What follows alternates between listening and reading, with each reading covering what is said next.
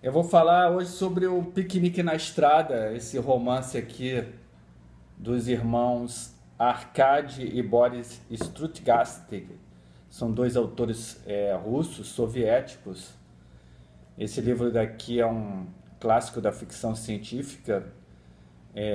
O filme Stalker de Tarkovsky foi baseado nesse livro. E é longa a história, a gente vai dividir em dois vídeos. Hoje eu vou falar um pouco sobre o contexto da publicação e da escrita, porque é interessante que a maioria das pessoas não conhecem esses irmãos russos, aqui no Brasil pelo menos. E é importante o contexto da história para se entender a importância desse romance. Piquenique na Estrada, que foi lançado nessa edição aqui em capa dura, é uma edição da Aleph, muito bonita, muito bem trabalhada por eles, mas só em 1917 traduzida diretamente do russo. Então, Quem traduziu? quem traduziu é a Tatiana Larkina, que traduziu esse romance. Esse romance foi... esses irmãos russos eram bastante conhecidos na União Soviética como autores de ficção científica. Isso nós estamos falando dos anos 60 e naquele período de corrida espacial, a própria corrida com os Estados Unidos, mas a ficção científica era um gênero bastante lido lá em todo o bloco soviético, em todo o bloco socialista. E os irmãos Strugatsky já eram conhecidos, então eles já eram autores conhecidos naquele ambiente. E eles tinham um método de escrita sempre a quatro mãos, que é uma coisa interessante. E um deles conta, acho que é o Arkady, conta na introdução que tem nessa edição aqui brasileira, que eles costumavam ir para uma espécie de dacha deles no campo para discutir a história do livro e ficavam lá bolando a história, sem escrever diretamente, fazendo aquele pré-trabalho de um livro ficcional. O que a história vai falar, quem serão os personagens, quais serão os assuntos. Eles ficavam lá num período de férias, na dacha, e antes de botar a mão na massa mesmo, eles conversavam sobre o que seria o livro. E eles escreveram esse livro nos anos 70, 71, e a ideia era publicar em 72. Só que as coisas não deram muito certo, como eles previam, porque naquela época, na União Soviética, todos os livros tinham que antes ter um aval do que seria a censura, que seria um comitê lá de leitura, etc. Eles era uma coisa de praxe, eles já estavam acostumados com isso, todos os livros eram submetidos à mesma avaliação. O que eles não esperavam é que o livro tivesse tanta dificuldade de ser lançado. Então, os censores soviéticos, nos anos 70 já, iriam implicar com muitas coisas do romance que eles não esperavam, porque o romance, a princípio, esse romance daqui não era um romance que pudesse gerar algum problema ideológico dentro do regime soviético. A história do livro se passa numa cidade fictícia do Canadá, chamado Harmond. O livro é bastante crítico à sociedade ocidental, então ele não tinha nada que desrespeitasse alguns dogmas partidários, coisa e tal, mas os censores ficaram muito incomodados pela linguagem bruta, tem muito palavrão, tem algumas obscenidades, não são obscenidades, mas são referências sexuais no livro, e que eles acharam muito bruto, porque acontece uma coisa interessante, os livros de ficção científica eram destinados para os jovens. Então havia muitas escolas de formação do partido lá na União Soviética, e os livros eram indicados para essas escolas. Os jovens liam esses livros, e os censores viam a ficção científica com um estilo para os jovens. E quando eles pegaram os livros, eles acharam que havia muitas expressões que não combinavam, um linguajar grosseiro, etc. E uma das coisas interessantes para falar é o seguinte: o livro tem realmente é um ambiente bruto, uma linguagem bruta, e ele é claramente inspirado, vamos dizer assim, nos romances de romances noir americanos, tipo Dashiell Hammett, do Raymond Chandler, com o protagonista, que é um russo de apelido Ruivo, o Ruivo. Ele é claramente calcado nesses detetives durões e tem uma atmosfera meio cínica e muito realista e brutal, num romance que desagradou aos censores, né? O fato é que o livro só foi publicado em 78, mas numa versão muito mutilada que depois os dois autores renegaram inteiramente. Ele foi publicado em 78, numa versão mutilada. E o Tarkovsky leu o livro na versão original, porque a versão original do romance passou a circular clandestinamente, que era algo comum também. Naquela época, ter versões clandestinas dos romances, inclusive ocidentais, que eram proibidos pela censura. O Tarkovsky leu a história, se apaixonou por ela. Tarkovsky, o diretor de cinema russo, muito famoso, que já tinha feito Solaris, já tinha feito vários filmes importantes, e o Tarkovsky achou que era interessante levar para o cinema, chamou os dois autores, o Boris e o Arkady, para escreverem o roteiro, e daí saiu o filme Stalker. Stalker é um termo que é utilizado no romance, assim mesmo em inglês, e que acabou ficando mais conhecido que o próprio romance propriamente dito, que se chama Piquenique na Estrada, e que muita gente conhece hoje como Stalker. Em algumas edições foram lançado romance com esse nome de Stalker, que é um termo que eles mantiveram em inglês, e eles tiraram de um escritor britânico, Rudyard Kipling,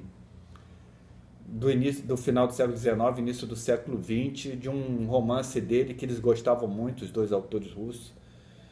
E eu vou falar um pouco sobre, no segundo vídeo, o que é o Stalker, né?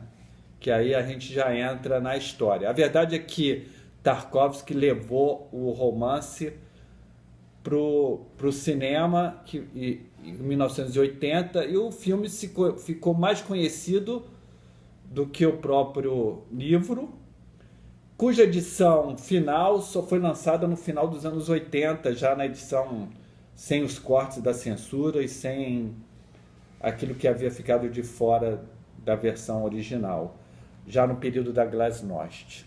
Então daqui a pouco a gente fala um pouco sobre a história, o que é a história de Piquenique na Estrada.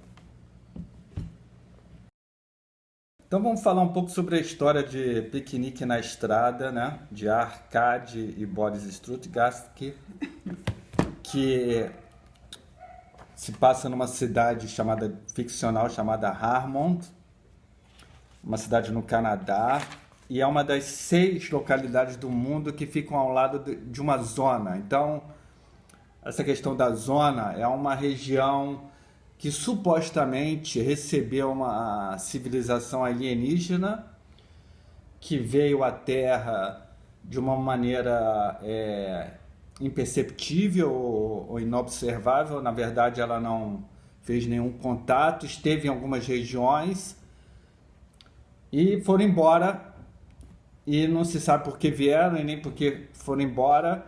Só se sabe que algumas regiões foram visitadas por essas civilizações, deixaram alguns objetos estranhos, e no caso dessa zona no Canadá, Harmon, perto da cidade de Harmon, no Canadá, a zona foi totalmente fechada pelo exército e impedida a circulação dentro dela. E os stalkers são exatamente aventureiros clandestinos. Stalker quer dizer...